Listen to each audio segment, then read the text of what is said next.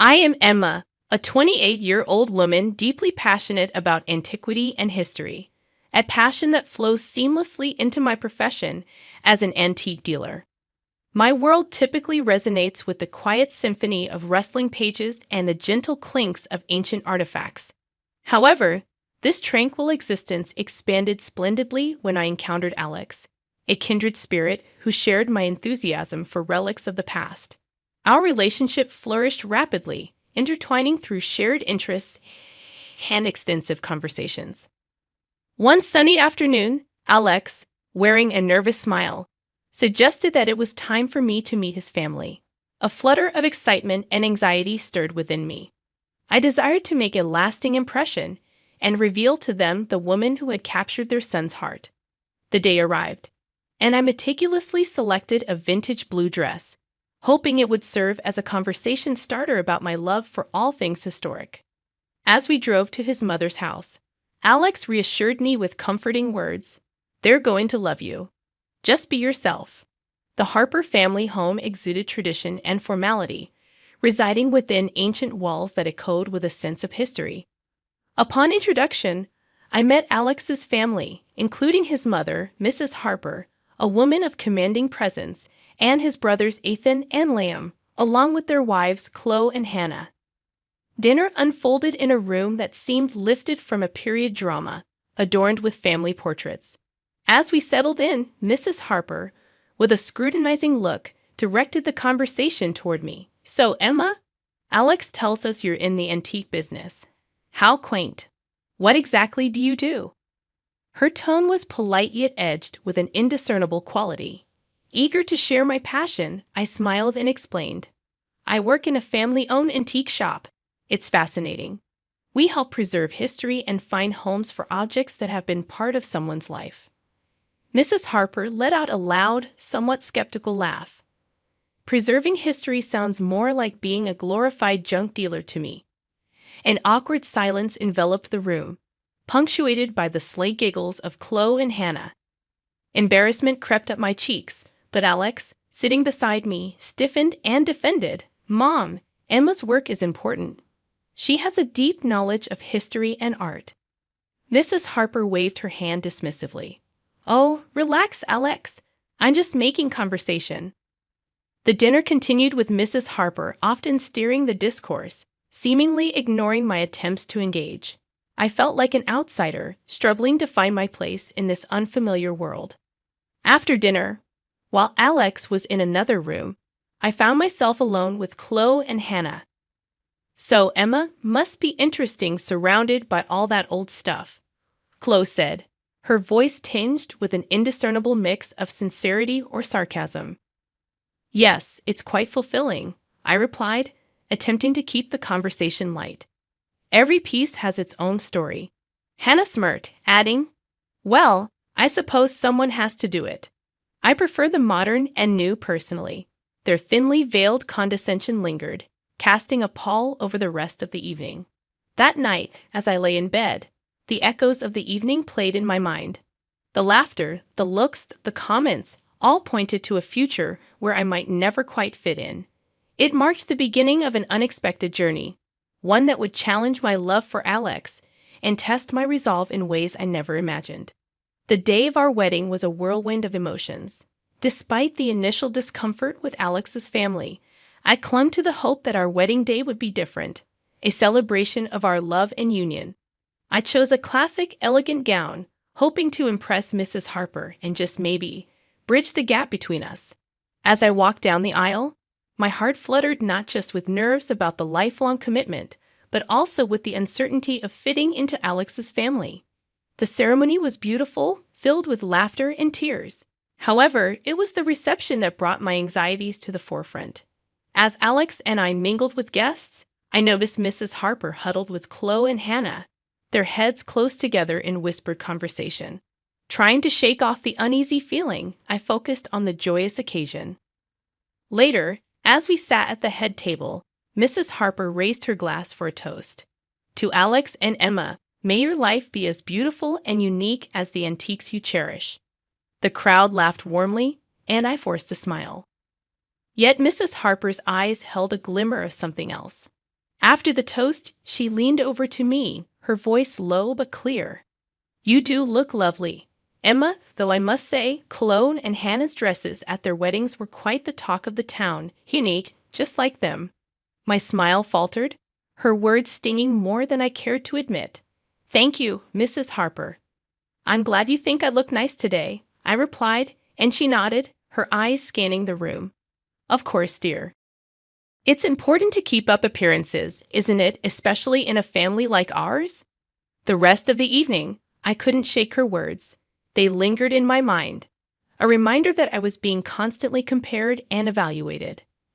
As the night drew to a close and guests started to leave, Alex noticed my subdued mood. "What's wrong, Emma? You seem a bit off," he asked. I hesitated, not wanting to spoil our special day. "It's nothing. Just tired, I guess," I reassured Alex as he wrapped his arm around me. "It's been a long day, but a wonderful one. Don't let anything spoil it, okay?" I nodded, attempting to push Mrs. Harper's comments to the back of my mind. However, deep down, I knew this was just the beginning of a series of comparisons and subtle jabs. Life as Alex's wife was becoming increasingly challenging, especially with his mother, Mrs. Harper. She had a way of making me feel small and insignificant, a feeling that grew with every passing week. The most challenging part was the unannounced visits she started making to our apartment. One afternoon, while I was sorting through antique jewelry for the shop, the doorbell rang. Opening the door, I found Mrs. Harper standing there, an uninvited guest with a knack for finding faults. "Emma dear, I thought I'd drop by."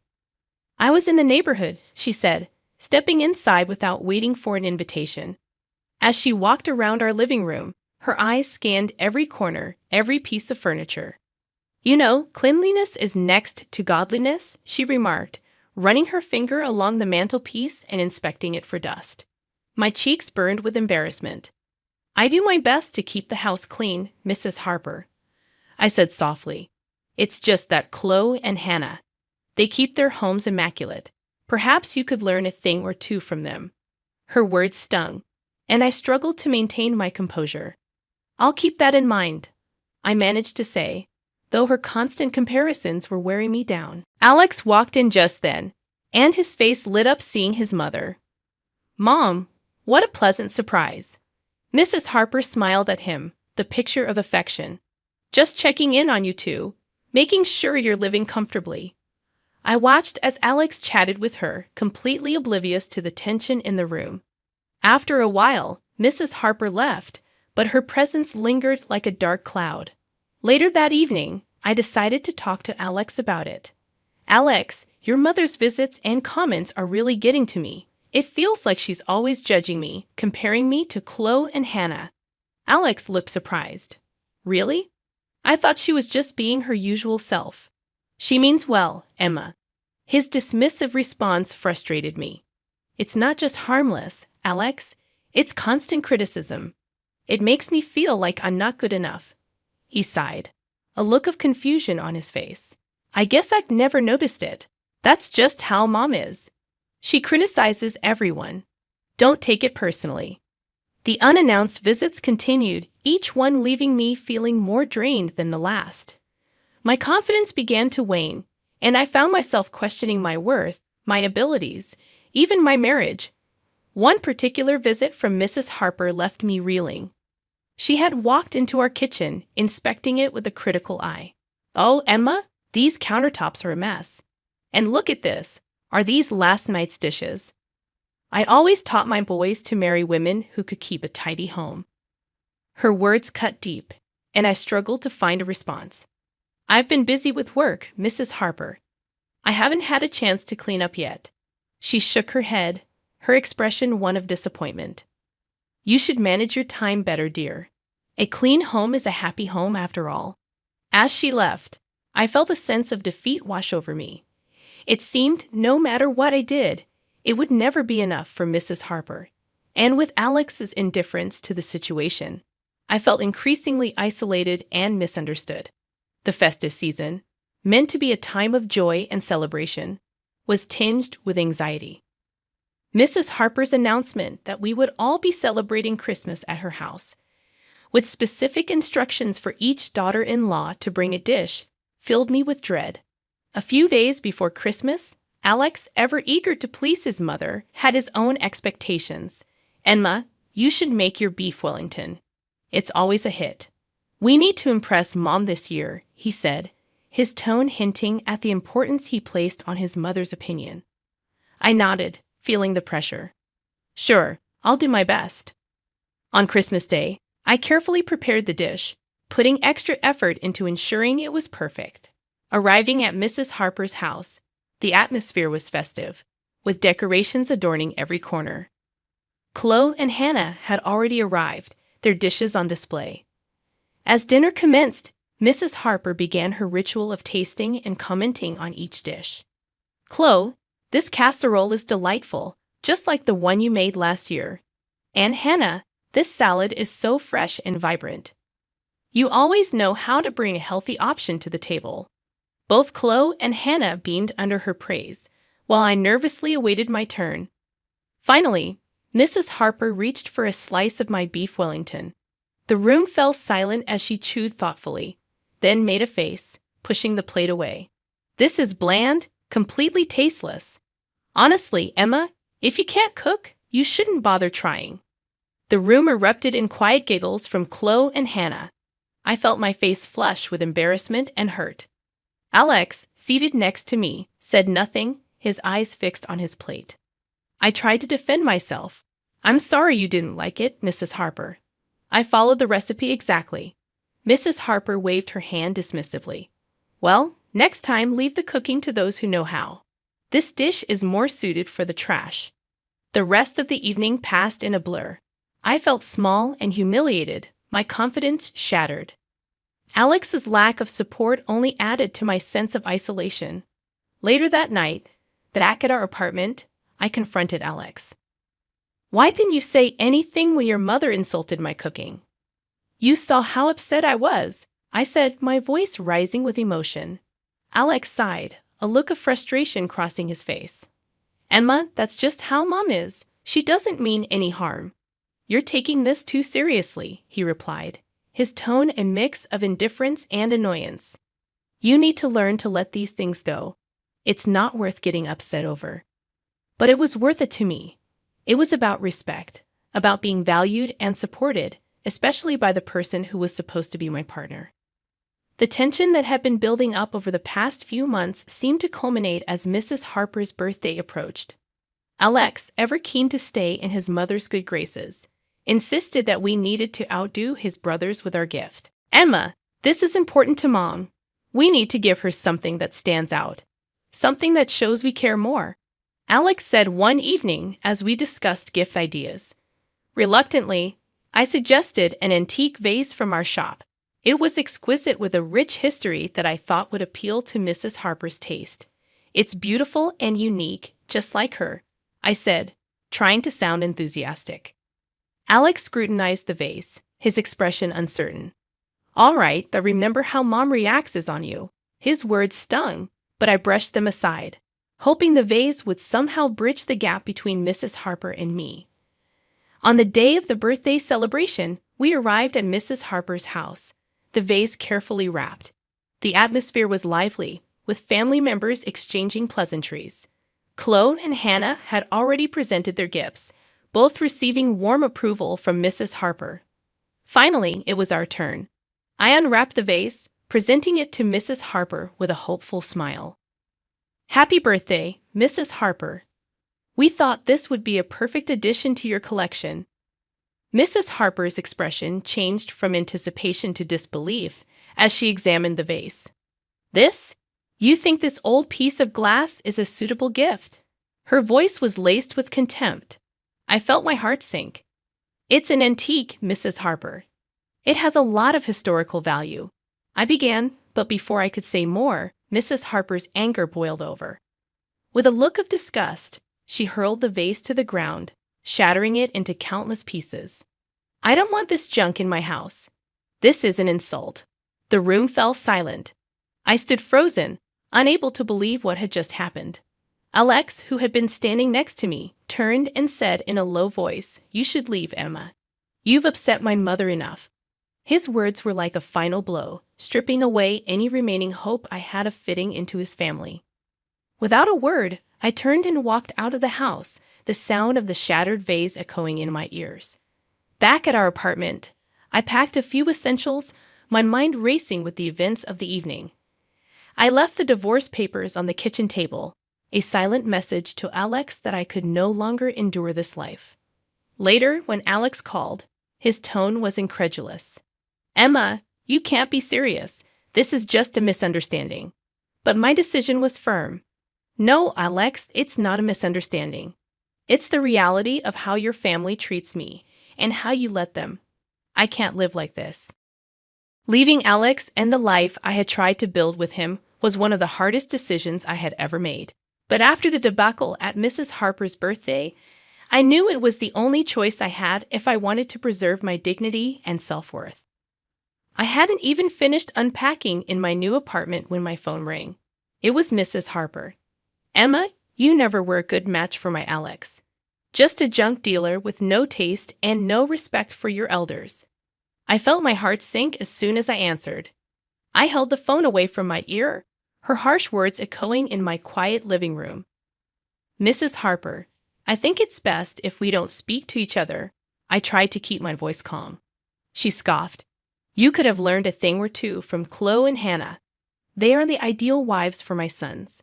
They understand family values." I hung up the phone, her words leaving a bitter taste in my mouth. The call was a painful reminder of why leaving was the right decision. However, what I didn't expect was running into Chloe and Hannah just a few days later at a local coffee shop. "Oh, look, it's Emma. How's the junk business?" Chloe taunted as they approached my table. Hannah chimed in with a sly smile. "We heard about the divorce, you know. You just had to play the game, make Mrs. Harper happy, laugh at her jokes. It's not that hard." Their words stung, but I was no longer the woman who would take this silently. "I'm not like you two. I don't giggle and fawn over someone for personal gain. I have my integrity." Chloe laughed mockingly. "Integrity won't get you a nice inheritance." Hannah nodded in agreement. "Exactly. It's all about playing smart, Emma. You just didn't get it." I looked at them, two women who had surrendered their self-respect for material gains. "Enjoy your game, then. I prefer to live a life where I don't have to lose myself for someone else's wealth." I left the coffee shop with a newfound sense of clarity. Their candid admission was shocking but not surprising. It reaffirmed my belief that I had made the right decision. Though the road ahead was uncertain and possibly challenging, I knew that I had chosen a path that upheld my values and respect for myself. Months had passed since I left Alex, and life had settled into a new, peaceful rhythm. I was at my antique shop, engrossed in restoring a vintage clock, when I overheard a couple of regular customers gossiping. "Poor Mrs. Harper, all alone with her health failing. None of her family wants anything to do with her," one said. "Yes, I heard she's been complaining that her sons and their wives have abandoned her," added the other. Their words stirred a mix of emotions in me, but pity wasn't one of them. The next day, as I was sifting through some old letters in the shop, my phone rang. The caller ID showed Mrs. Harper's number. Taking a deep breath, I answered. "Emma, it's me, Mrs. Harper. I'm ill, very ill. No one is here to help me, not even my own sons." Her voice was weak, quivering with a blend of desperation and self-pity. "I'm sorry to hear that, Mrs. Harper. But why are you calling me?" "I'm no longer part of your family," I replied, my tone neutral. "But you were once. You're the only one I can turn to now. My sons, their wives, they don't care. They insult me, ignore me," she said, her voice cracking. I couldn't help but let out a short laugh. "Mrs. Harper, do you remember how you treated me, how you insulted and belittled me at every turn?" There was a pause on the other end, and then she said, "But I'm family. You have a duty to help me." "No, Mrs. Harper, I had a duty to your son, which ended when our marriage did," I responded, my patience wearing thin. "And let's not forget the antique vase you smashed at your birthday. That vase was worth thousands that you owe me," I added firmly. There was a sharp intake of breath from her end. $5,000. "I don't have that kind of money." That's not my problem, Mrs. Harper. You should have thought about that before you destroyed it, I replied. The call ended shortly after, with Mrs. Harper's pleas turning into bitter mumbles. I hung up the phone, feeling a mixture of relief and sadness. Mrs. Harper was reaping the consequences of her actions, alienated by her own family due to her harsh and critical nature. Life after my divorce from Alex had settled into a peaceful routine centered around the antique shop, which had become my sanctuary. I was content in my little world of timeless treasures until one autumn day brought an unexpected twist. While enjoying a quiet cup of coffee at a local cafe, I overheard a conversation between two patrons. Poor Mrs. Harper, one said, her own children sent her to a nursing home against her will. Can you imagine? The irony of Mrs. Harper's situation wasn't lost on me. The woman who once wielded control over her family, with sharp words and criticisms, was now at the mercy of their decisions. A few days later, fate played its hand as I walked down a bustling street, lost in thought about an upcoming auction. I bumped into someone. It was Alex, his face twisted into a look of contempt upon seeing me. "Emma, the ungrateful," he sneered, quietly yet with venom in his voice. Taken aback by his bitterness but not intimidated, I responded, "Ungrateful. That's a bit rich coming from you, Alex." "What's that supposed to mean?" he retorted, his voice rising. Realizing we were attracting attention, I decided it was time to set the record straight. "Well, considering you and your brothers put your mother in a nursing home, refusing to care for her, you're hardly one to talk about gratitude." His face flushed with anger and embarrassment as passers-by began to take notice. "That was a family decision. You have no right to judge," he shot back. "I have every right when you call me ungrateful," I shot back. "Seems to me like you abandoned the woman who needed you most. Where's your gratitude and respect for her?" Alex's expression faltered, a mix of shame and anger. He glanced around, noticing the curious and disapproving looks from the people around us. Without another word, he turned on his heel and hurried away, leaving me standing there, a mixture of relief and triumph washing over me. I continued my walk, the encounter leaving me with a sense of closure. The final chapter with Alex and his family had ended not with a whimper, but with a revelation of their true colors. Later, as I sat in my cozy apartment surrounded by relics of the past, I reflected on how much I had grown. The Emma who once sought approval and acceptance from Alex and his family was gone. In her place was a woman who knew her worth, who stood her ground, and who no longer tolerated disrespect.